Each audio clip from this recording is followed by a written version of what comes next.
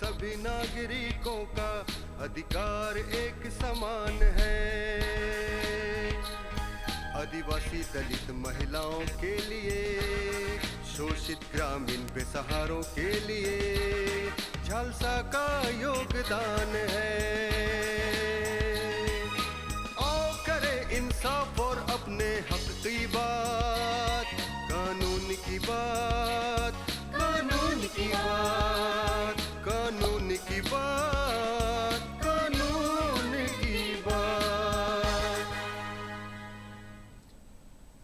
जोहार, नमस्कार। कानून की बात में इस एपिसोड में हम बात करेंगे राष्ट्रीय लोक अदालत और उसकी महत्ता के बारे में। लेकिन उसके पहले हर एपिसोड में बार बार मैं दोहराता हूँ कि हम जो आपके साथ रूबरू होते हैं उसका एक मकसद है। वह मकसद ये है कि माननीय सर्वोच्च न्यायालय ने विधिक सेवा प्राधिकार बनाकर हर व्यक्ति को उसके घर तक, उसके द्वार तक न्याय पहुंचाने की व्यवस्था की है। उस न्याय व्यवस्था का आप फ़ायदा उठाएं। सिर्फ इसलिए आप न्याय से वंचित नहीं रहें या घर में चुपचाप नहीं रह जाएं क्योंकि आपके पास पहुंच नहीं है, आपकी पैरवी नहीं है और आप समर्थ नहीं हैं। 3-4 उपाय बनाए गए हैं जिस उपाय के तहत आप पहुंच सकते हैं। आपके पंचायत में, आपके गांव में पैरालीगल वॉलंटियर पीएलवी हो सकते हैं। पीएलवी के माध्यम से आप अपनी शिकायत लिख करके भेज सकते हैं और विधिक सेवा प्राधिकार की जो अथॉरिटी है जिला स्तर पर और मंडल स्तर पर अगर अदालत है या राज्य स्तर पर या राष्ट्रीय स्तर पर, वो संज्ञान लेगी और वो आपका काम करेगी। एक दूसरी व्यवस्था है जिस दूसरी व्यवस्था में आपके गांव में जो डाकिया जाते हैं उनको एक ऐप दिया गया है। उस डाकिया की मदद से आप अपनी शिकायत यहाँ भेज सकते हैं, उस पर भी एक्शन होगा।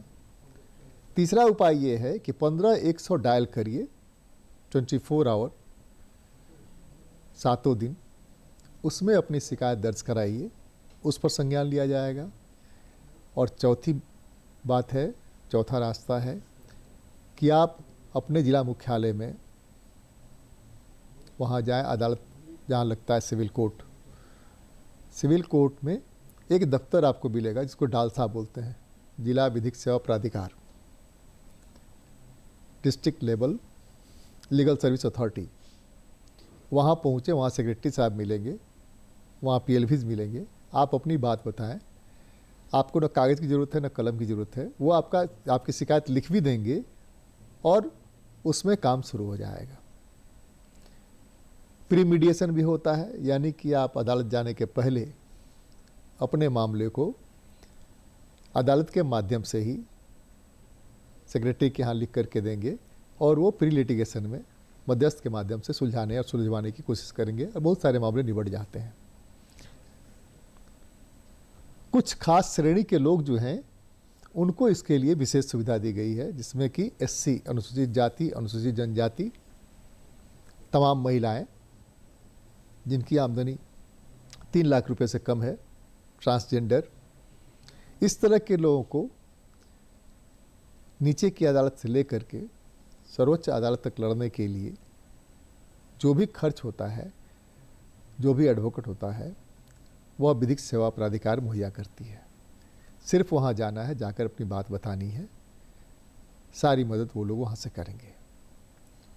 उसी विधिक सेवा प्राधिकार का एक पार्ट है राष्ट्रीय लोक अदालत। राष्ट्रीय लोक अदालत में कैसे काम होता है और इसका मायने मतलब क्या है, आज उसी पर बात करेंगे। हमारे साथ आज बात करने के लिए गेस्ट के रूप में राज्य विधिक सेवा प्राधिकार यानी झालसा के मध्यस्थ निर्मल रंजन जी हैं। स्वागत है आपका। जी नमस्कार। और निर्मल जी, ये बताएं कि राष्ट्रीय लोक अदालत क्या है और इसकी महत्ता क्या है। राष्ट्रीय लोक अदालत का जो पुनर्गठन हुआ है ये 9 नवंबर 1995 से विधिक सेवा को सुपुर्द किया गया है।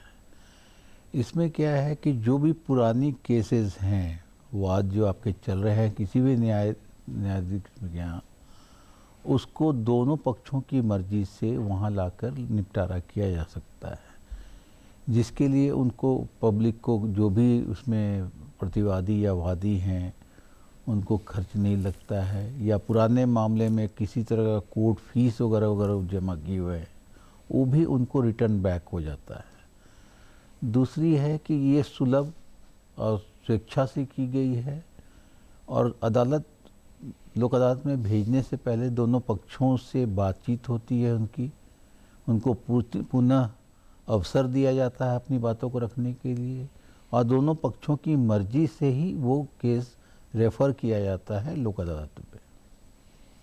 आप थोड़ा फ़र्क बताइए कि अदालत में जो मुकदमे चलते हैं जी और राष्ट्रीय लोक अदालत में, जी आमतौर पर अदालतों में एडवोकेट्स या क्लाइंट के बिहाफ में बात करते हैं।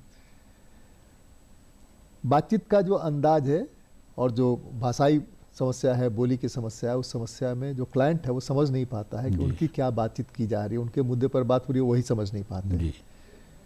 तो वहाँ अदालत में और राष्ट्रीय लोक अदालत में क्या फ़र्क होता है? अदालत में जितनी भी बातें होंगी वो कानून सम्मत होगी, कानून से रिलेटेड डॉक्यूमेंट्री प्रूफ के साथ वो बातें होती हैं। और लोक अदालत में जो मामले आते हैं दोनों पक्षों की रजामंदी से सुलभ तरीके से दोनों के द्वारा डिसाइड किया हुआ मैटर दोनों अपनी स्वेच्छा से उसका सब निपटारा करते हैं, और किसी तरह की कानूनी बातें लोक अदालत में नहीं होती। किसी पर कोई तरह का आदेश इम्पोज नहीं किया जाता है कि आपको ये माननी पड़ेगी, ये दोनों की स्वेच्छा से होती है। तो ये जो लोक अदालत है जो आपने प्रोसेस बताया जी, उस प्रोसेस में क्या क्लाइंट्स या पार्टीज जिन्होंने मुकदमा दायर कर रखा है वह भी अदालत में अर्जी दे सकते हैं क्या कि हमारे मामले को राष्ट्रीय लोक अदालत में भेजा जाए? वो कोर्ट के सामने प्रे कर सकते हैं। कोर्ट के द्वारा ही ये देखा जाएगा कि ये मामला स्वेच्छा से, जैसा कि आपने पहले बताया कि कोर्ट मामले को देखेगी कि यह मामला सुलहनीय है, हाँ, इस मामले को राष्ट्रीय लोक अदालत में भेज दिया जाए ताकि वहाँ आसानी से पार्टीज भी अपनी बात रख सके और बात रख के सुलझाएं। कोर्ट अगर समझती है कि ये लोक अदालत में भेजने लायक है, फिर भी वो एक मौका देंगे दोनों पक्षों को, और दोनों की रजामंदी से ही वो भेजी जा सकती है। ठीक है, वो कोर्ट डायरेक्टली ऐसे नहीं भेज सकते हैं जब तक दोनों पक्षों की रजामंदी नहीं होगी। एक पार्टी प्रे कर सकती है क्या? प्रे कर सकती है, लेकिन दूसरे की स्वेच्छा होनी चाहिए कि वो हम जाना चाहते हैं या नहीं जाना चाहते हैं। अगर वो जाना चाहेंगे तभी वो लोक अदालत जाएगी, नहीं तो वो वहीं कानूनी तरीके से लड़ाई लड़ी जाएगी उसकी। तो ये जो राष्ट्रीय लोक अदालत है साल में कितनी बार लगता है या रेगुलर बैठते रहते हैं? ये रेगुलर इंटरवल में चलता रहता है। इसके लिए कोई डेट फिक्स नहीं है। ऐसे नॉर्मली जो है लोग 3 मंथ्स पर एक बार लगती है, और ऐसे बीच बीच में जिला प्राधिकार भी अपने ये से उसका डेट फिक्स करके लगाते हैं उसको।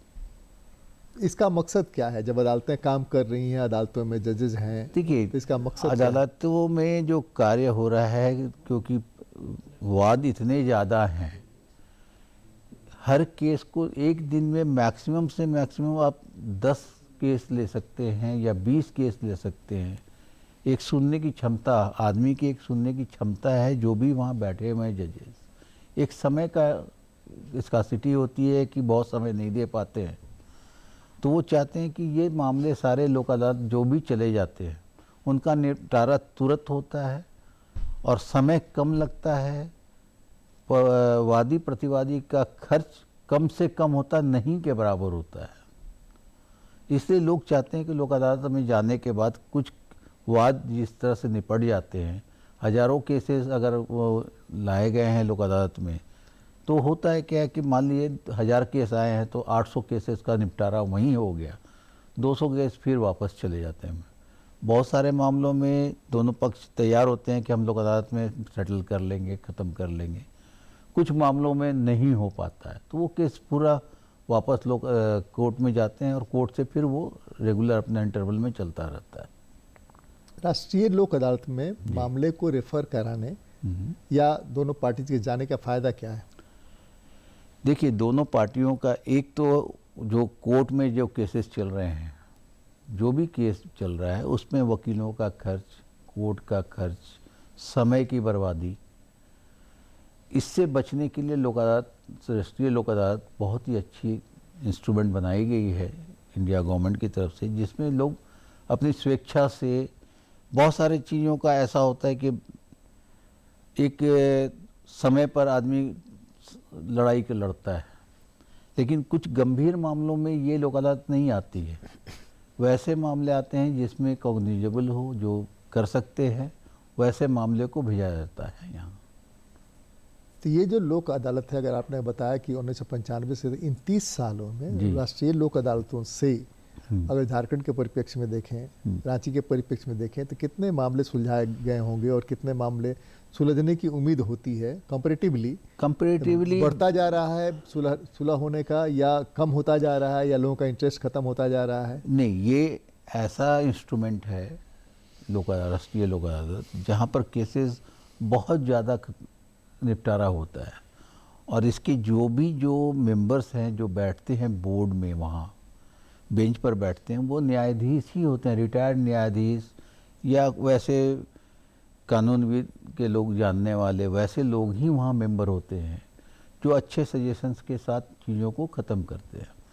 कानूनी प्रक्रिया में अगर किसी मामले को एक सिविल सूट ही लिया जाए तो लोगों का कहना ये रहता है कि आज आपने केस किया तो आपका पोता ही उसको यूज़ करेगा, ये जनरल थॉट्स हो गई है। लेकिन आज के डेट में राष्ट्रीय लोक अदालत आने के बाद बहुत सारे ऐसे मामले में हैं जो कि सालों के अंदर ही ख़त्म हो जाती है। तो ये समय का बचत है, पैसों का बचत है, परेशानी कम होती है इसमें, लोग इसलिए इसके लिए इंटरेस्टेड भी होते हैं। लेकिन वैसे बहुत कम ही मामले हैं जो लोक अदालत में आने के बाद जिनका निपटारा नहीं होता है। लाखों केसेस झारखंड के परिप्रेक्ष्य में निपटारा हुआ है। जैसे दो चीज़ आपने बताया, एक तो ये कि एक ही दिन है राष्ट्रीय लोक अदालत का निर्धारित कि विद इन ए डे जी उसमें निपटारा होना है। वहीं पर आप ये कह रहे हैं कि लोक अदालतों में बहुत सारे मामले पेंडिंग्स हैं, जजेस के पास समय नहीं, इतने केस का बर्डन है कि वो 10-20 मामले की सुनवाई करके थक जाते हैं या नहीं कर पाते, या कोई भी व्यक्ति नहीं कर पाएगा, समय का अभाव। तो वैसी स्थिति में जो मामले 10 साल 20 साल से कोर्ट्स में चल रहे हैं, वैसे मामले एक दिन में कैसे सुलझ जाएंगे या कैसे सुलझ जाते हैं? ये तो समझना चाहते हैं, अपने दर्शकों को भी समझाना चाहते हैं। ह्यूमन बीइंग का नेचर है, एक आदमी का नेचर है, एक केस के पीछे वो 20 साल लगा चुके हैं। अब वो सोचते हैं कि भाई जो भी है केस शुरू कहाँ से होता है? केस शुरू होता है आमतौर पर ईगो से।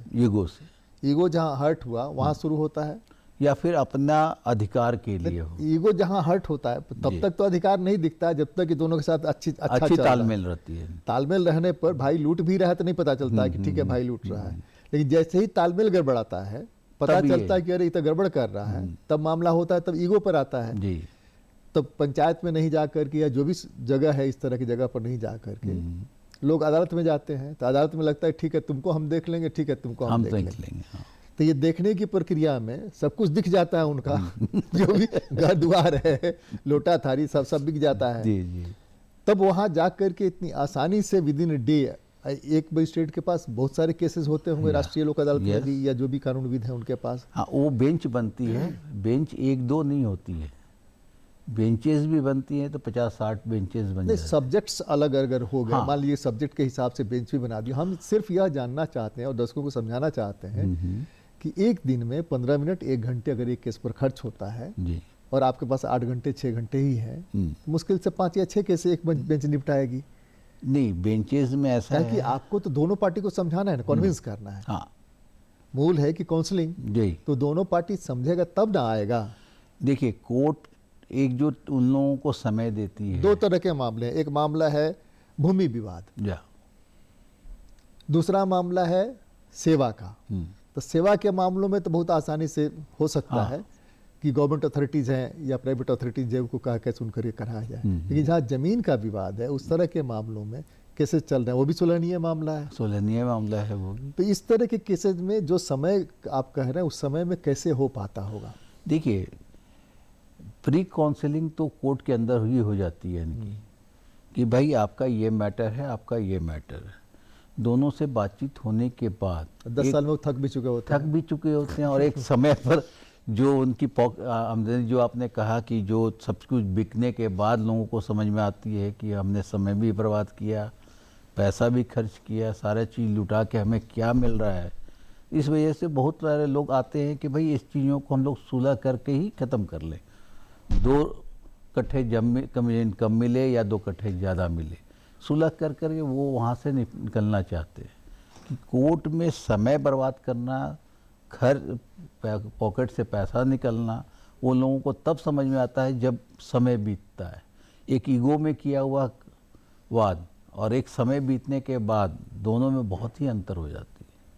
इसके फ़ायदे क्या क्या, अगर वहाँ सुलह हो जाता है राष्ट्रीय लोक अदालत में 10 साल से 20 साल से केस चल रहा है, मामला सुलहनीय है, कोर्ट ने कहा पार्टीज को, वहाँ जाने का लाभ क्या होगा? एक तो हुआ कि सुलह हो गया, दूसरा लाभ क्या हो सकता है? दूसरा लाभ हुआ कि अगर सिविल सूट अगर करते हैं तो उसमें एक कॉस्ट जमा होती है, कोर्ट फी जमा होती है, वो अगर लोक अदालत में आते हैं तो वो उनको रिफंड हो जाता है। अच्छा, वो पैसा वापस हो जाता है। दूसरा है कि यहाँ लोक अदालत में किया गया जो भी आदेश हुआ है, दोनों का सुलहनामा हुआ, उसकी कोई अपील आगे नहीं की जा सकती, क्योंकि दोनों की स्वेच्छा से आई है और दोनों को खर्च भी नहीं लगा है, किसी वकील या एडवोकेट्स की ज़रूरत वहाँ पर नहीं पड़ती है। ये लोगों को पार्टियों के बीच में ही होती है और जो आदेश पास हुआ है उसको मानने के लिए दोनों बाध्य हैं। एक और चीज़ समझाना चाहते हैं दर्शकों को, वो ये है कि खास करके मोटर व्हीकल्स एक्ट में इंश्योरेंस के मामलों में इस तरह के मामले जो होते हैं, यहाँ से सुप्रीम कोर्ट तक 25 साल 30 साल 40 साल से मामला चल रहा है। फार्मूला बना हुआ है कि इस फार्मूले पर आपको पे करना है, इंश्योरेंस कंपनी ने वो शर्तें मानी है, लेकिन जब एक्सीडेंट हो जाता है तो उसके बाद देने में जो आनाकानी होती है, तो उस तरह के मामले जो चलते रहते हैं उसमें कैसे सुलह होता है? इसलिए कि आपने एक तो फार्मूला बना दिया है कि डेथ हुआ तो इतना देना पड़ेगा, उस आदमी की आगे भविष्य में क्या कमाई होती, उस आदमी के अपने होने से प्रिजम्पशन है, सारा कुछ दिया हुआ है। तो वैसी स्थिति में मान लीजिए कि उसको 1 करोड़ मिलना था, 20 साल से केस लड़ रहा है, तो यहाँ क्या सुलह होगा? मिलना था वो आपके फार्मूले के अनुसार, फार्मूला तय किया है। जो बस एक्सीडेंट हो गया, बस एक्सीडेंट में 3 विक्टिम हुए, 3 पार्टी हुआ, एक जिसका एक्सीडेंट हुआ, एक जिसका बस है, तीसरी इंश्योरेंस कंपनी नहीं, देनदार तो ये दोनों है, एक विक्टिम है, तो विक्टिम ने तो केस किया बस मालिक पर, बस मालिक ने पकड़ा इंश्योरेंस कंपनी को, इंश्योरेंस कंपनी दौड़ा रही है, न बस वाली गलती है, न जिसका एक्सीडेंट हुआ उसकी गलती है, लेकिन इंश्योरेंस कंपनी दौड़ा रही है। तो इस तरह के मामलों में कैसे सुलह? इस तरह के मामलों में जैसे विक्टिम को मिलना है 1 करोड़ रुपये, विक्टिम को मालूम है कि हमें कैलकुलेशन के हिसाब से 1 करोड़ रुपया उन्होंने क्लेम किया है। जब इंश्योरेंस कंपनी आती है, जब कोर्ट के द्वारा बुलाई जाती है तो वो आती है, तो सर इतना नहीं बन रहा है, इतना ही हम कर पाएंगे, या इनको लड़ना है तो कोर्ट में लड़कर फैसला जो कोर्ट का आदेश आएगा वो हम करेंगे। उस समय विक्टिम बोलते हैं ठीक है भाई 20 लाख रुपए आप छोड़ दो, मुझे 80 लाख रुपया ही दे दो, हम तैयार हैं। इस तरह के कंप्रोमाइज़ पर चलता है वो।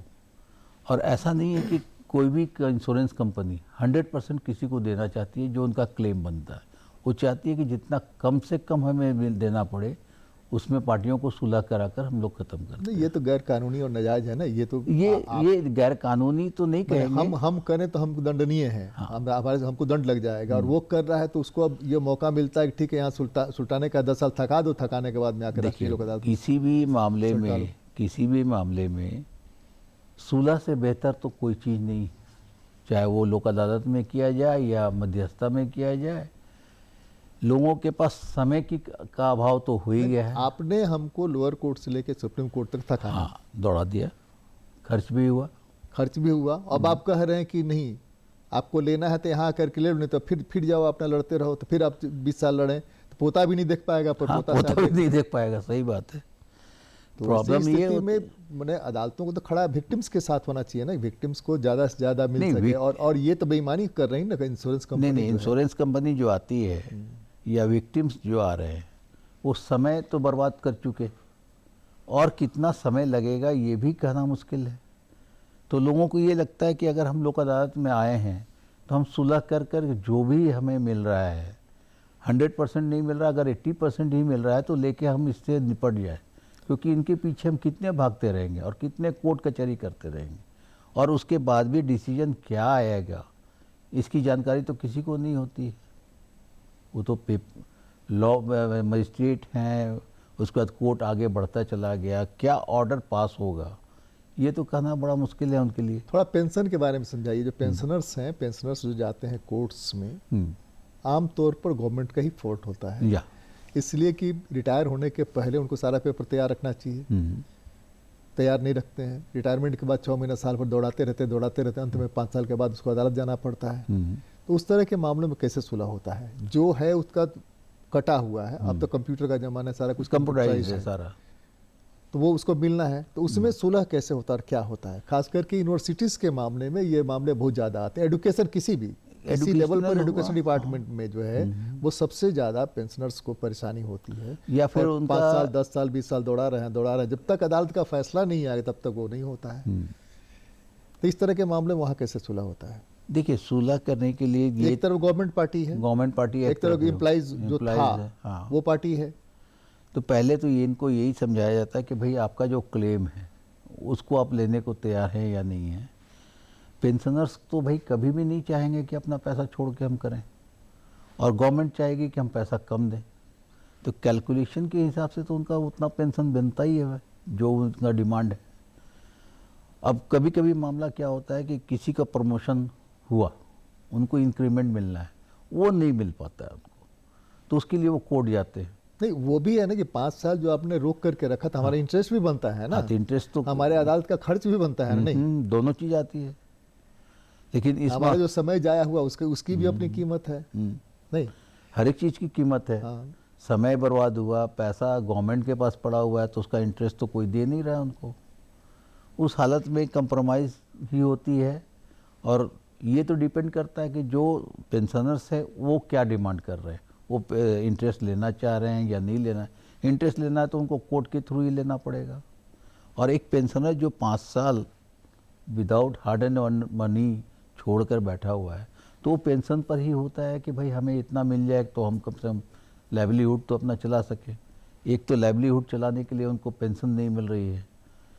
ये तो गवर्नमेंट के सेक्टर्स में जो भी काम कर रहे हैं वो जो पैसा रुकता है, इनका जो पेपर्स जिस दिन रिटायर करें उस दिन रेडी होकर चली जानी चाहिए, जो नहीं चाहती है, जो कि इग्नोरेंस होती है। तो इसका भुगतान तो भाई वो नहीं, कुछ जगह में कुछ अफसर ऐसे होते हैं, कंट्रोलिंग अथॉरिटी, जो 3 महीने पहले आदेश दे चुके होते हैं कि 3 महीने के पहले जो एम्प्लॉय रिटायर होने वाले हैं और वो इतने प्रबुद्ध और समझदार होते हैं वो करा लेते हैं। लेकिन ये क्या कहिएगा, अपवाद कह सकते हैं। एक अपवाद है, ये अपवाद ही है आमतौर पर। 2-4 दिखाने के लिए, मीडिया में आने के लिए यह ऐसा हो जाता है, लेकिन उसको रेगुलर फेज में चलता रहे। खैर, तो इसके लिए 2 पार्टी में गवर्नमेंट पार्टी हो गई और विक्टिम जो पेंशनर्स हो गया, किसको अदालत को कहना चाहिए कि हमारे मामले को भेज दीजिए? क्या कि वहाँ तो पार्टी मूल रूप से एक ही है। तो कैसे वो अदालत में जाएगा उसका नहीं, तो जो कंसर्न डिपार्टमेंट है उनको तो नोटिस जाती है, इन्फॉर्मेशन तो होती है, जो अथॉरिटी हैं उसके गवर्नमेंट के वो भी आते हैं। अभी नज़दीकी राष्ट्रीय लोक अदालत कब है? 13 दिसंबर, हम 13 दिसंबर को है। वैसे डेट एक्चुअल तो नहीं बता सकते, एक्सपेक्टेड है 13 को होना चाहिए। तो 13 दिसंबर को या जब भी होना है, तो इसमें जो पार्टीज हैं उनको क्या करना चाहिए, जिनके मामले बहुत लंबे समय से सेवा के मामले हो या भूमि वो एक रिक्वेस्ट लेटर दे सकते हैं कोर्ट में, जिस न्यायालय में उनका चल रहा है। उसके बाद वो न्यायालय भी बुला के दूसरी विपक्षी पार्टी को बुला कर वो उनको बात करेगी, उसके बाद उनको इन्फॉर्मेशन जाएगा। 2 तरह से तय करने का है। एक तो प्रे करते हैं, प्रे करने पर अदालत दूसरी पार्टी को बुलाएगी और बुलाकर पूछेगी कि भाई आपकी राय क्या है। और दूसरा आप कह रहे हैं कि अगर जज साहब को यह समझ में आता है कि यह मामला सुलहनीय है तो भेजा जा सकता है, तो दोनों को कहा जा सकता है कि भाई आप वहाँ जाइए, एक बार देखिए वहाँ पर क्या होता है, क्या हो सकता है। दोनों की रजामंदी के बाद ही हो पाता है। अगर 13 दिसंबर है या जो भी डेट है, तो उसके लिए जो पार्टीज हैं उनको अभी से क्या पहल करनी चाहिए, कैसे चीज़ों को आगे ले जानी चाहिए? तो उनके एडवोकेट हैं, उनकी जिनके माध्यम से वो अदालत में केस लड़ रहे हैं, तो अपने एडवोकेट से फिर कह सकते हैं कि भाई इस मामले को कोशिश करिए कि नहीं तो वो अपना रिक्वेस्ट तो कर ही सकते हैं, अदालत के समय प्रार्थना तो कर ही सकते हैं कि भाई हमारा ये मामला जो है इसको हमको राष्ट्रीय लोक अदालत में भेजा जाए। तब वो दूसरी पार्टी को अदालत बुलाकर बात करेगी कि अगला आदमी ये इंटरेस्टेड है, आर यू इंटरेस्टेड और नॉट। अगर वो भी इंटरेस्टेड रहते हैं तब वो, और एक विचार रखा जाता है कि जो मामला है वो लोक अदालत में ख़त्म हो सकता है कि नहीं हो सकता है, ये अदालत दिखती है। तभी उस मैटर को परसू किया जाता है कि लोक अदालत में भेजा जाए दोनों की रजामंदी से। वो भेजने के बाद एक नोटिस दोनों को इन्फॉर्म की जाती है, डेट को आप निर्धारित दोनों करें। को, कि आपका इस दिन डेट है, इस दिन आप वहाँ पर इस बेंच पर जाकर मिल लें। कानून की बात में आज तो बस इतना ही। राष्ट्रीय लोक अदालत का महत्व आपने यह समझा कि आपके जो मामले हैं उसमें सुलह हो जाएगा, दोनों के बीच झगड़े खत्म होंगे, और दूसरा ये कि कोर्ट फीस जो आपने जमा की है वो पैसा आपका लौट जाएगा और बहुत कम समय में आपको निपटारा मिल जाएगा। आप अपने एडवोकेट से अपने कोर्ट में बात कर सकते हैं, उनसे समझ सकते हैं, और मामला अगर राष्ट्रीय लोक अदालत में भेजने लायक है तो भिजवा सकते हैं। अगली बार मिलते हैं, किसी और मुद्दे पर बात करते हैं। बहुत बहुत धन्यवाद। जोहार, नमस्कार।